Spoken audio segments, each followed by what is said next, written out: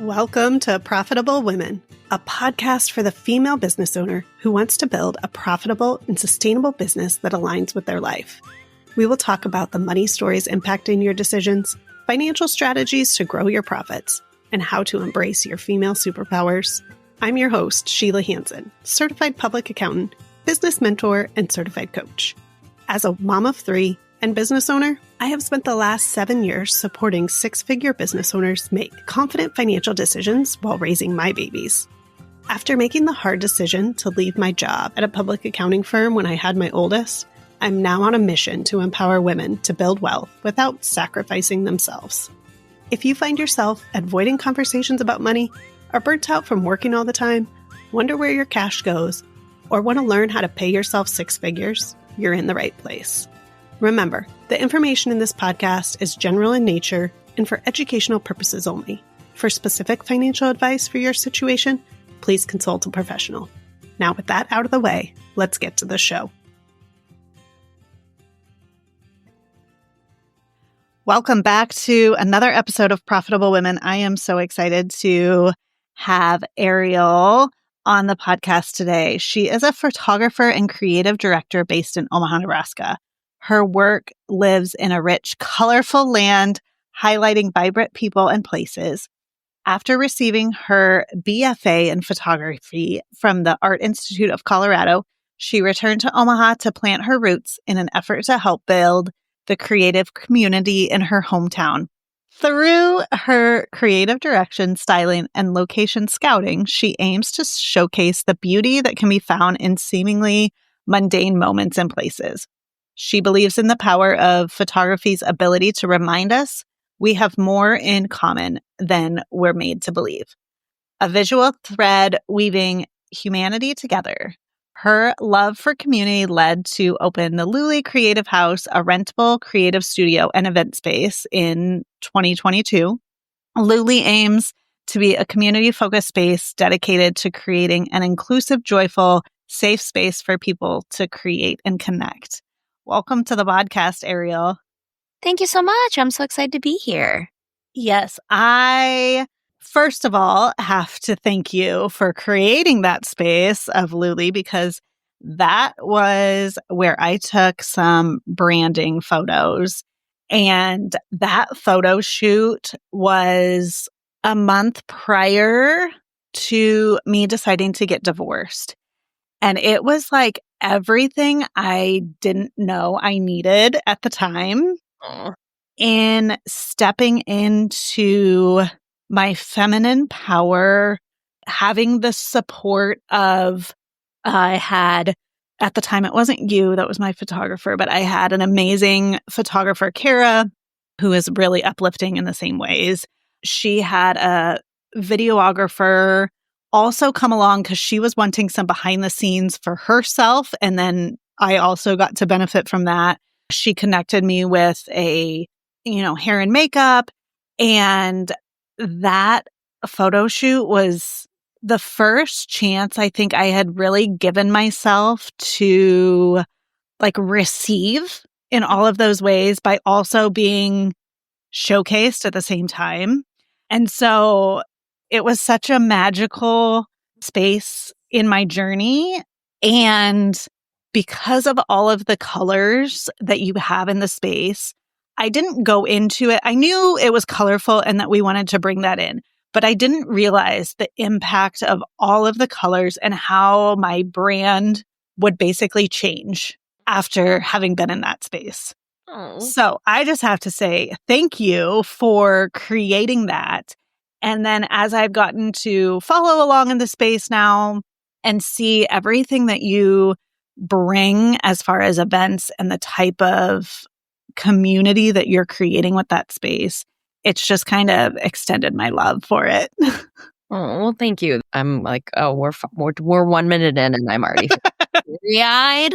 It's just always so special to hear other people's experiences in the space, because I think, when you create something, you hope that people are going to receive it in the way that you intend, and to hear, that you feel that way. The art goal is to help people feel empowered, whatever they're doing in the space, whether it's through a photo shoot or an event or whatever it might be. We just want people to feel happy and Yeah. empowered. And so to hear that you had that experience, especially in a time that, can often feel really vulnerable, is just really special. So thank you for sharing that. Yeah.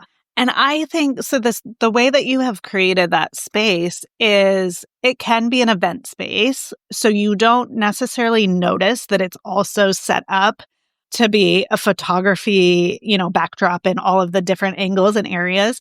But it is so cool to me that you have, one corner that is a white wall that you can have, and there's plants all over, which also I love, but you can have that scene if you want and use that space. Or you can turn and, a few degrees from there is blasts of colors in all of the ways. And so I just love that it creates so many different options within that space. And I think that kind of comes into like there is place for all of us here within the same space, but yet we can each be our own in that same space. So I think it's just so cool how you have created that.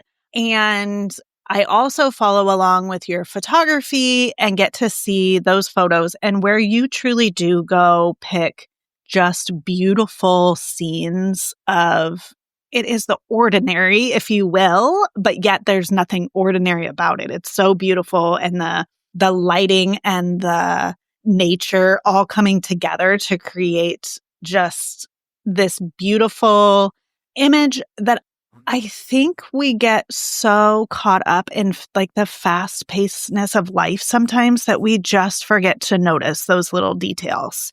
And your photography is just a big reminder of those little details that are always available to us if we just take the extra moment to pause and look for them. Yeah. A big goal with my photography is not only for myself. I personally really like the challenge of finding new locations. Mm-hmm. I believe that we just, like you said, we're moving so quickly. And I think that especially the world we live in today with, the digital age and social media. And, although I do see, a trend of leaning more into imperfect, but I think that we often feel like we need these like perfect scenes and we have to find these like big grand perfect things where everything looks exactly how it should. And I think that when you shift your perception on what beautiful is, your world will really be opened up to the fact that there is beauty literally everywhere. Yeah. Oftentimes people will message me and be like, where did you find this location? Or where did you find this like really cool thing? And when I zoom out, chaos is happening around it. Literally, like it's a gas station wall. Or, it's like the side of a building. Or anyway, there are beautiful moments and there is beauty everywhere. You just have to be willing to look a little bit deeper for it. And it's fun. It helps me feel like I can keep my photography fresh by just, I really try and not shoot in the same place twice if I don't have to. And yeah, it's just a really beautiful challenge. And I feel really grateful, especially in a place like Omaha. I think people often are like, oh, well, bigger cities have like all these like amazing, areas. And I'm like, y'all, we have amazing areas everywhere. Yeah. So I think once you start shifting your perception on what is beautiful, the world will really be opened up to you creatively. Yeah. I love that because a lot of the conversation that I have with clients is understanding from their perspective, their definition of success. And so that goes along with, the definition of beauty. What is that for each individual person? And in what ways do we not have to make this huge, big plan to find beauty, right? It's you often post with your daughter, like her just finding a flower somewhere.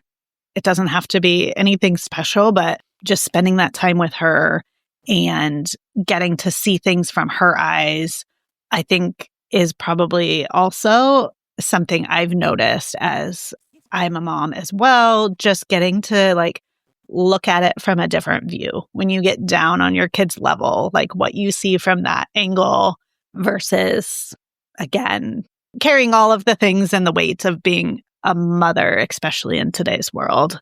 I think like putting a macro lens on things is really Yeah. can really like shift a lot internally for you and really looking at things from a macro perspective instead of a larger perspective Yeah, can like you said, it's the gas station wall. Like we're not looking at the whole corner and scene. We're just looking at the details of this very specific thing that unless we were zoomed in, Mhm. we wouldn't see. Yeah.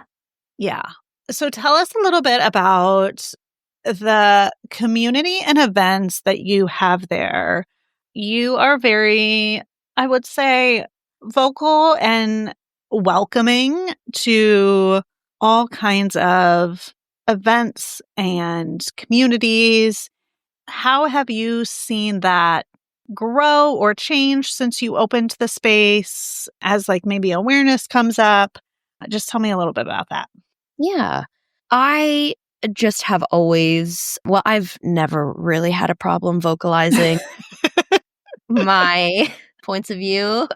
And I think that, ultimately my goal within my photography and within Luli is to just make people feel seen, safe, and celebrated. I think photography has a really powerful way of doing that. And I think, having the physical space now really allows me to do that in a different way. So we opened in 2022. I think the post 2020 world, Yeah. is different in a lot of ways. And I think that alongside of the age of social media and the digital world we live in, I think that I have found that people are craving being in person Together. and they are more intimidated to go out and do new things in new spaces with people more than ever. COVID has affected all of us socially in ways that we, often subconscious don't even realize. And so a big goal of mine with Luli was to help people just come together Yeah. and feel safe and welcome to do that.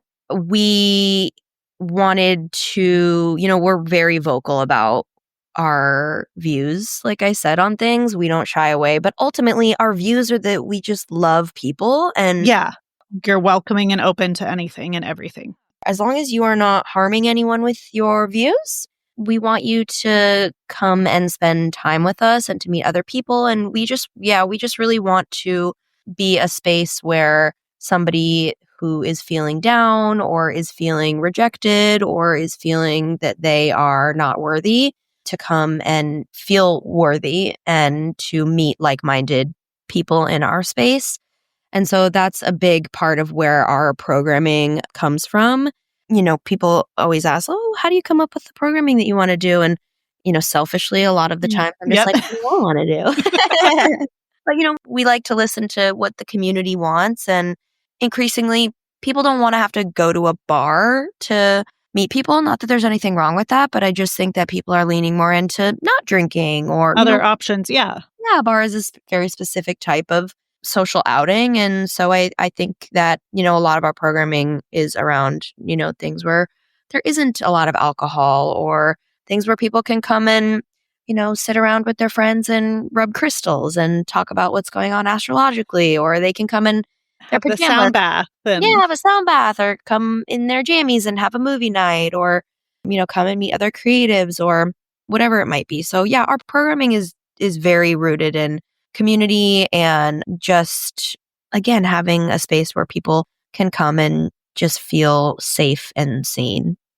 Yeah. I love that. And I also feel the way that you approach it, like you said, people are maybe more hesitant to go try new things or connect.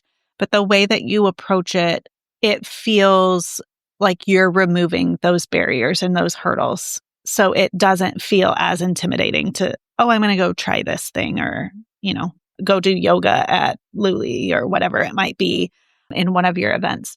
You also have a series, the storytelling series. Tell me a little bit about that one. Yeah, Stringlight Stories is one of my favorite programs that we do.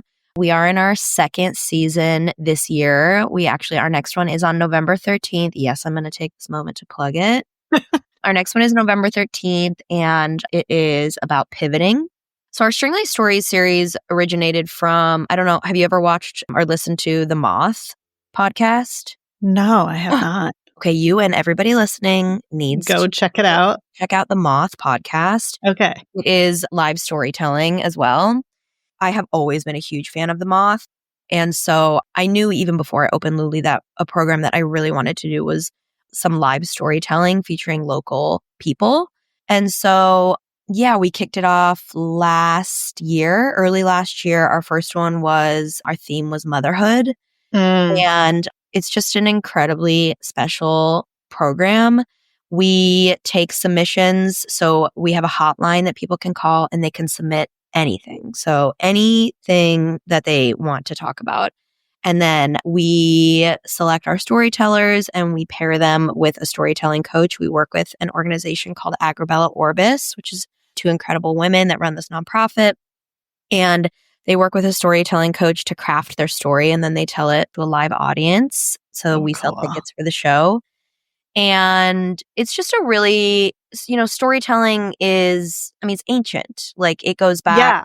People have been using storytelling to connect for centuries. Yeah. And I just think there's so much power in being physically in a room and listening to someone telling a story about something that they have experienced. Again, it's just a really vulnerable place. And I think that it just has, storytelling just has the ability to remind us that we are all connected and we all have more in common than we're made to believe. So yeah, I love our String Light Stories series. It's a really special, wonderful evening, and y'all should come November 13th. Yeah, we will definitely in the show notes make sure we have a link to where your events are posted so they can check out what's coming up at the studio.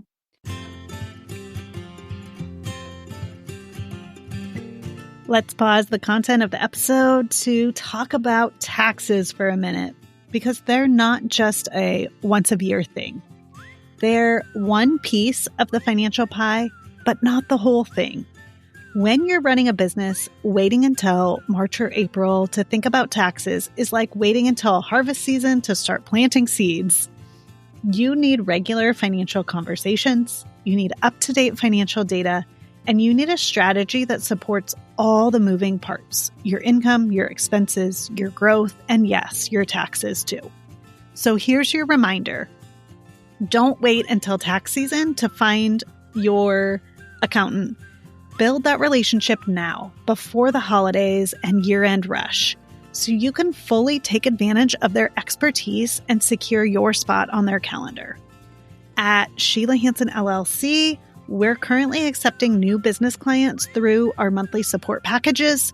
That means you don't just get help at tax time, you get support all year long. We'll keep your numbers organized, your strategy aligned, and your peace of mind intact. You can learn more and apply at hansenllc.net, because your finances deserve attention year-round, not just in April. Now back to the episode.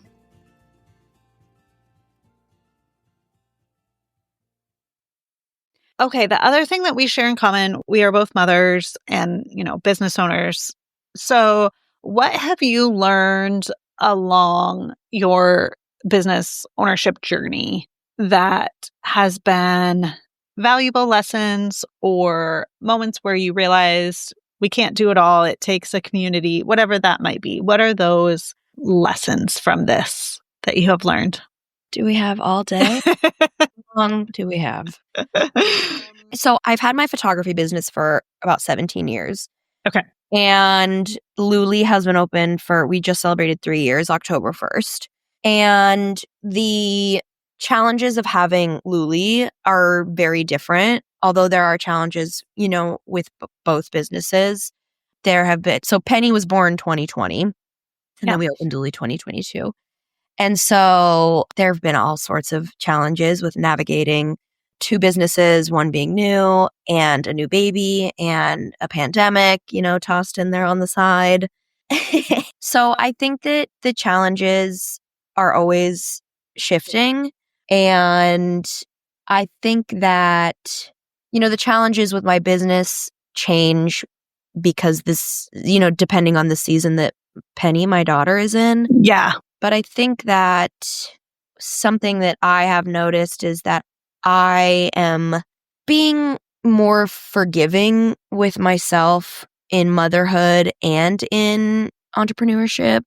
I think that when you first start out in motherhood and having a small business, you are so hard on yourself. Absolutely. And hold yourself to just a bit of a ridiculous standard because you are pouring everything. Yeah, you're pouring all of yourself into both things. Shonda Rhimes, maybe you've heard it, but Shonda Rhimes gave a speech years ago. Anyway, she talked about how people often ask her, how do you do it all? And she was like, I don't. She was like, inevitably, if I am pouring more of myself into my business, then my family or anything else is receiving less. And if I'm pouring myself more into my family, then my business is receiving less. And I think in the beginning, you feel like I can do it all. I think especially as women, as mothers, you want to feel like you can do it all. And I think the further you go along, you realize, oh, I can't do it all. And that's okay. Right. Everything has a season. So maybe this season I am pouring more into my business, and you just kind of have to accept that if your business is requiring more of you, that, the other parts of your life will receive less of you. And I think we're often afraid to say that because it's hard. It's incredibly hard to not put 110% of yourself into your family, into your children. But I think that that's just part of the sacrifice of being a business owner. And, I think that owning a business, I would never want to do anything else, but I think that it's often very romanticized. Oh, yeah. And I think that you really don't know the sacrifices that small business owners make until you are one. Navigating the challenges it's just so important to have grace with yourself and be gentle with yourself, because life will beat you up and be pretty hard on you as it is. And so ultimately, stopping and reminding yourself that you're doing great. And just because this is a season in which you are not able to give as much to one area, it doesn't mean that you are failing in any way. It's just part of the gig. Yeah.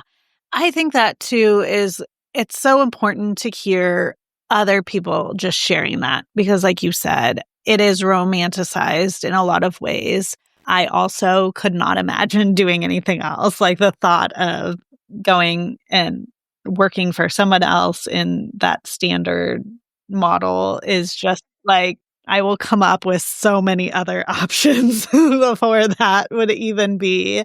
So I get that. And I think it also really just gives us that opportunity to decide for us what are those meaningful parts, right? Like we can't do it all in the ways that maybe others say we all should look like, right? But we can focus on what are those really specific, important pieces to us. Yeah. And let's make sure that we are prioritizing those in the ways that we can. So if we have limited energy or capacity for, motherhood or business, like where can we build in those really important pieces that we're making sure that part isn't falling through? I also think that for a long time, I felt like I had to fit in a certain box to be a successful business owner and just a successful woman in business. Yeah. And, many years ago, I realized that the more, authentically I was moving within myself and my life and my work, the more my audience was finding me and the more I was finding myself and what type of woman I wanted to be in business. And so now, raising a child, especially a daughter, in this space as a business owner, I feel like, I am so grateful that I have this opportunity to show her, even though oftentimes, it is hard and I do feel the pull away from her. I'm so grateful that I'm able to show her what she can do, that, the sky is the limit and there is no box that she has to fit in to be successful. And so yeah, I feel really, so much gratitude that I can be as a business owner and a mother, and that I don't have the tools. And I think too, like when we're in it, we forget to step back and see what is it that we're actually showing them, right? Yeah. Like it feels hard trying to balance it all, the schedule, all the things, like wishing you had just like the uninterrupted focused time to just get something done. And that reality is often not true in a lot of ways, but I think we forget to step back and zoom out and say, but like we have this time with them, right? We have this connection with them. You're getting to show her that beauty and she's getting to help you see the zoomed in version of things, right? Like there's so much from that. And I know you share, like she comes and helps you clean or like put Luli space together. Oh yeah. She doesn't mess around. Yeah. And so like we could think of that as, not a blessing in so many ways, but then at the same time, it is such a blessing that she gets to be there for you, with you as you're doing that, as you're following your dreams. And I just think, yeah, if so many more kids got to actually see their parents doing the thing, or we don't want to shelter them like completely from the hard, but like if they can see those struggles and that what you're overcoming, like what they can learn from that can be so beautiful, that we're showing and like cracking open that for them to be able to witness. And like, mommy did this really hard thing that she was scared of and came through, and it wasn't easy, but maybe I can do that sometime too. Yeah. For sure. Yeah, but it's so hard when like you're in that day to day again, to just stop and see that there is so much beauty from being able to create that space for them. Yeah. Again, it's the macro, It is. Like when you're deep in it, looking at the big picture and how am I going to this, that, and then just taking a moment to just pause.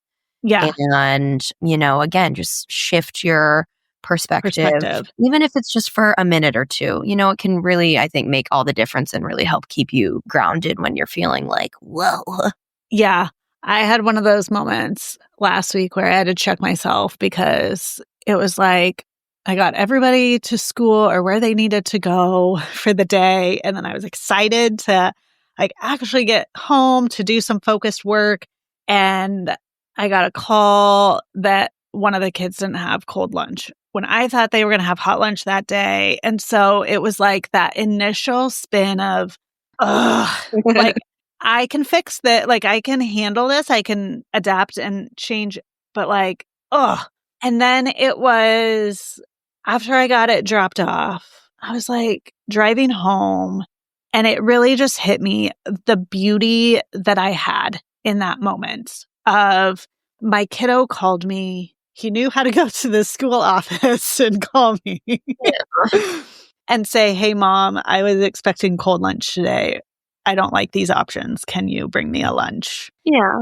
So that connection piece of him knowing that like I am there for him. Yeah, he feels safe. Safe to do that, to request that from me. Yeah. And that ultimately, did it set me back 30 minutes by putting together a lunch, driving it to school and coming back home, whatever.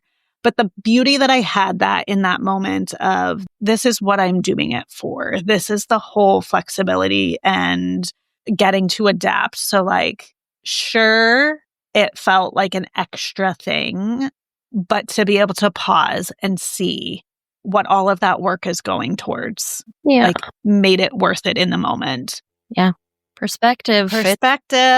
Huge. Yes. It's all the difference. Yeah. As we wrap up today, I've enjoyed our conversation and the vulnerability that you've shared. I know that you very regularly share, especially on social media, about all of the things, the ups and the downs. But what is one message that you would like the audience to just kind of take away from this concept of finding the beauty in life and embracing that? Just remembering to tune into yourself. I was at a bar mitzvah over the weekend, and I got to spend some time with a couple 11-year-old gals in the bathroom. And let me tell you, it was really a eye-opening. a life cycle, full circle moment. But I think that we often, especially these generations now that are growing up from a very young age with social media, Yeah. we often look to others to tell us what beauty is, to tell us how we should be moving through our lives, to tell us what is authentic. And I think that we are now so inundated with other people's opinions about the how, what, when, where we should be living that I think it's more important than ever to, again, we kind of have, this has kind of been like the theme of our conversation, but Yes. take a pause and just spend time with yourself looking inward. Yep. We have the ability, if we really stop and tune in with ourselves, to know what is best for us. Yeah. And, take inspiration from other people, talk to people. But I think that if you're feeling different or scared or unsure, trusting that you know what's best for you, if you just stop and take a pause and take the time to sit with what feels best in your heart and, not being afraid to follow that and to really find the community that supports you being your authentic self. So I think that's the biggest message. And that's a message, that's great for younger people, but Any age. any age. I think it's harder than ever to pause and just do some self-reflection and really think about what you want for yourself and for your life. And that, just remembering that, you have everything that you need inside of you and just take the time to find that and lean into it. Yeah. I love that because that brings us like full circle back to what I was sharing at the beginning of your space and my journey. So much of the last couple of years has really been looking at things from a different lens of I checked all the boxes. I did all of the things that others told me, right? That this will lead to success or this will be happiness or whatever. But when I got curious and really turned inward but what about what feels good to me? What about what feels right for me? Where is my happiness? Where does all of that come from? And it wasn't from the things that were put on me from the outside world. It was finding those things within me. And I'm figuring that out at 40. So yeah, just like we talked about with motherhood, like we have the opportunity now to kind of help pave that narrative for our kids and helping them create that space to learn what feels right for them, as well as us learning it.